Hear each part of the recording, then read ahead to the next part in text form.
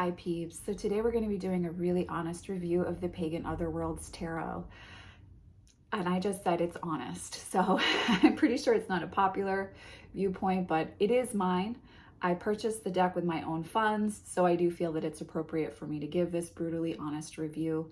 The deck is published and was created by, now I'm not sure if I'm just looking at their website here, if it's UC or UUSI.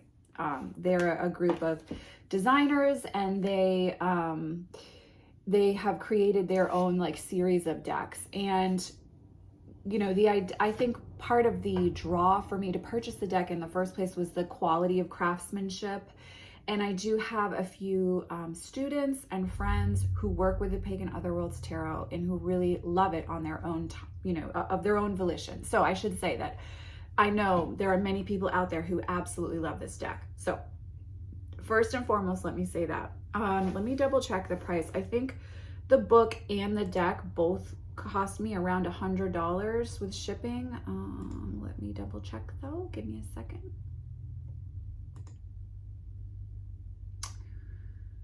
So the deck is $58, the guidebook is $25, and I'm not sure if I had free shipping or not. I can't remember that. But so you're looking at around $100. I really thought that I would need or should purchase the guidebook that accompanies the deck, just because usually when something's independently created, you know, you get a chance in the book to see the publisher, not the publisher, just to see the artist / author's viewpoint and their approach when they were creating the deck, etc. And so I thought that this would be worth it. For the price that I paid, $25, if I had to go back and do it again, I would not purchase the guidebook. I didn't find it to be overly informative in a way that I didn't know. But I'm a seasoned tarot reader, okay guys? I've been reading tarot for a very, very long time, and I know all of the basic meanings. And so for me, this isn't a necessary thing. If you're brand new to tarot and you decide to purchase this deck, you may really feel like this guidebook is worth it for you. So feel free to go ahead and make that investment. The card reproductions are in black and white, which I found interesting. I guess I was kind of expecting a color reproduction for the price, but just know that you're going to get black and white reproduction. Now this deck does come with a set of Luna cards, which were very lovely. And there are small descriptions in the back on the guidebook about that. Just to be really honest, guys, I feel like you can find this on a Google search. So as you can see, I'm trying really hard not to be super bitchy here. I'm not overly impressed with the guidebook. I don't think it's worth the price. But if you're new to tarot or you're learning card meanings, etc., these are basic traditional card meanings, and so you may find that very helpful. Now let's get into the deck itself. I love this bag. I think it's beautiful. It's gorgeous. It's very, it's not like, I prefer velvet bags to carry my decks in, but I love this type of inscription here. I like the font. I have a lot of tattoos on my back and the back of my arms that have that font. So I'm a fan of the font for sure. And I like the black and white. So that's beautiful. That's my favorite part of my purchase. Here is the box. The box is lovely. That's the back. The front says Pagan Otherworlds, and then there's this really beautiful design right here. Let me just say, I don't have a problem with, I can see where quality was brought to the game here. So I'm not knocking that. The fonts are beautiful. Some of the print work is lovely. I'm not knocking that stuff, okay? So inside of the little box, which is very flimsy, unless you're very careful with your decks like I am, you're gonna destroy this box in short order. And there's a little inscription that says, "Let the future enter you." There. So here's where my main problem comes in with this deck. My understanding was that I was purchasing really, really nice quality cardstock. Now I understand this might be really nice quality cardstock, and I just don't understand what quality cardstock is. I was expecting something a little bit more like True Black Tarot, because I'm at I know True Black's a little pricier, but I'm at a similar price range here. The Witches Tarot, both versions I feel like are comparable to this. And the cardstock on those decks is sumptuous and delicious. To me, this cardstock feels flimsy and it slides all over the place. I cannot even, like when I go to shuffle, I'll show you right now, and I have large hands. So if you have smaller hands, I can only imagine what this is like for you. So first of all, attempting to shuffle the deck is a bit of a bitch. Then I shuffle, and when I go to do this, the cards go everywhere. You can see as I'm demonstrating. That's very frustrating for me. So I'm not a fan of this cardstock. If you're like me, now of course this is all personal opinion. If you're like me and you really love the cardstock in the Witches Tarot and True Black Tarot, then this cardstock's probably not going to be your favorite. Just going to throw it out there. It's, in fact, after this review, I'm going to actually offer this deck at a discounted price for sale on my Instagram because I'm ready for this deck to move on from Racine. We've had our time together, but as you can tell, I'm not a huge fan of this deck. Here's the card backing, same as the box. Card size, here's a traditional Rider-Waite-Smith to compare it with, so larger size. I do like the card size. I'll share with you some of the imagery. If you really love this imagery, then you're going to love this deck. I enjoy the imagery. I don't like pips. I like illustrated minors. And while they're slightly illustrated, they're not really fully illustrated. And so that, like, I love this death card. Love it. Look at this moon card. Like, there are some cards that are really, really beautiful, but the way that the cards slide all over the place is too much for me to really enjoy. Like, here is 7 of Wands. Now, if you are someone who enjoys pips, if you like the way the Thoth Tarot is set up, here's 9 of Pentacles. You guys know that's usually one of my favorites. I mean, we do have the bird showing up here, so this is fine. It's just, I was expecting, here's 10 of Wands, 5 of Cups. I guess I was expecting for my price point. I think one of the reasons why I like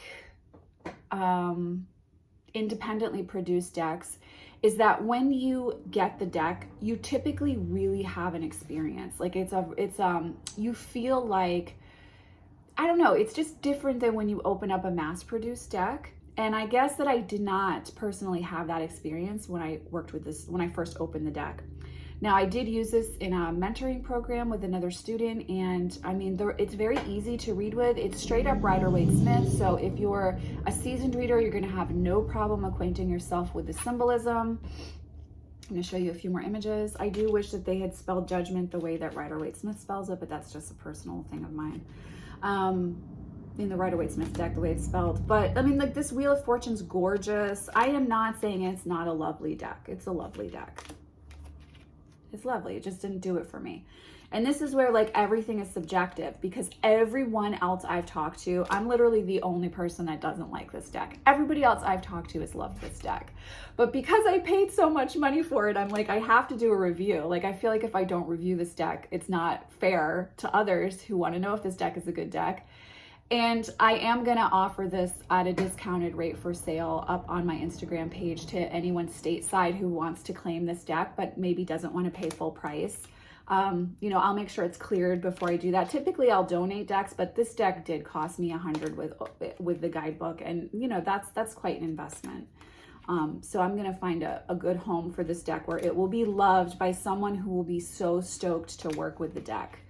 But for me, this deck doesn't do it. I guess it just feels like a regular tarot deck. That sounds awful for me to say, but I don't feel the like sense of connection I do with the Darkwood Tarot, say, or yes, Tarot of Vampires, or even like the Golden Art Nouveau Tarot. I fucking love that deck, which I need to do a review of that on the channel. I don't think I've done a review of that yet, but those kind of decks, like, I feel the personality of the deck, and I've been talking about that in the Q&As lately.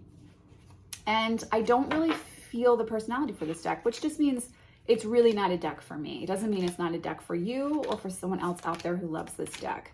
Artwork is lovely. It pretty much is pips. I mean, there's not really a whole lot. It's not quite just pips. It's like an in-between space. It's a gray area.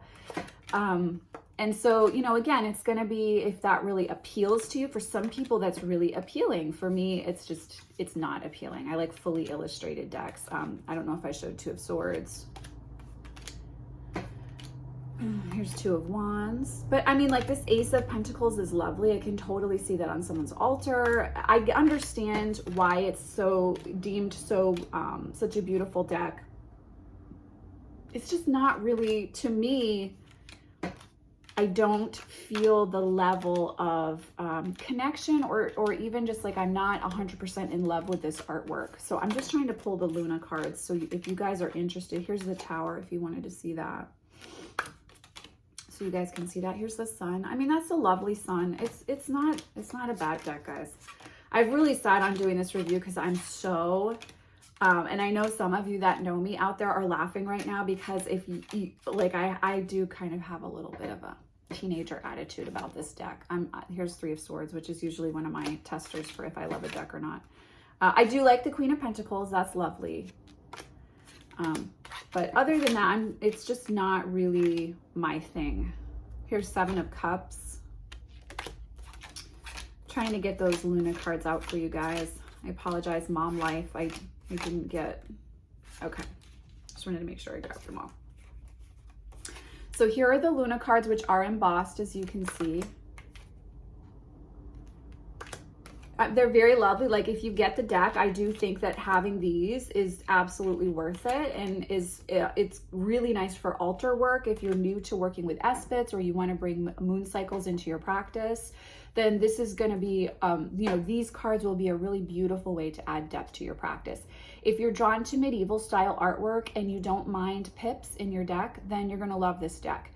Again, if you're more of a fan of a level of quality cardstock that's similar to Witches Tarot and True Black, or like the Little Monsters Tarot. I love the cardstock in Little Monsters Tarot, which I haven't talked about in a long time on this channel, but I still use that deck all the time. I love that deck. Then this might not be the deck for you. If you have similar tastes to me, I think you can tell from my facial expressions, which I try really hard to school in my videos, guys, believe it or not. I try, even though some of you give me a hard time about it. This deck just didn't do it for me, not for the price. If this was a $25, $30 deck, I probably would really enjoy it. But at that level of investment on my part, I really want to see, for me, more of an intimate experience. It feels like I'm going to be really honest right now, it feels like a surface level tarot deck for me. But if you feel really drawn to this, and if you feel like the artwork pulls you in, then it's absolutely a choice for you to make. As I said, I'm the only person I've come across that has this opinion of this deck. I think one of my other really good tarot friends, I take that back. I think I do have a tarot friend that does feel similarly to me, that they just weren't able to connect with the deck in a really intimate way. You know, for me, this is a no, and I'm definitely going to move this deck along. So if you are interested in purchasing it at a discounted rate and you are stateside, hit me up, because I am going to put it up for purchase once I upload this video to the channel. However, I do want to say, I want to end on a positive note, and you guys know I don't often, you know, post reviews where I'm not impressed with a deck. But sometimes the truth is we just don't connect with a deck, and this is one of those decks. However, I did just find this really cool indie tarot store, and I'm going to be talking about it more on the channel, and I'll be showing some of what I bought on Instagram. And I did purchase an indie deck off of there that I'm really excited to unbox with you guys, and it should be here on Wednesday. So that's really exciting, and that's an indie deck that you can look forward to seeing on the channel. I'm not going to tell you what deck it is though, because I want to surprise you. But yeah, so that's exciting indie deck news. This deck just didn't do it for me, not one of my favorites. But I hope if you're looking at purchasing the deck, you find this review informative, maybe helpful, maybe not. But I'm sending you much love and many blessings anyhow, and I'll see you in the next video. Bye.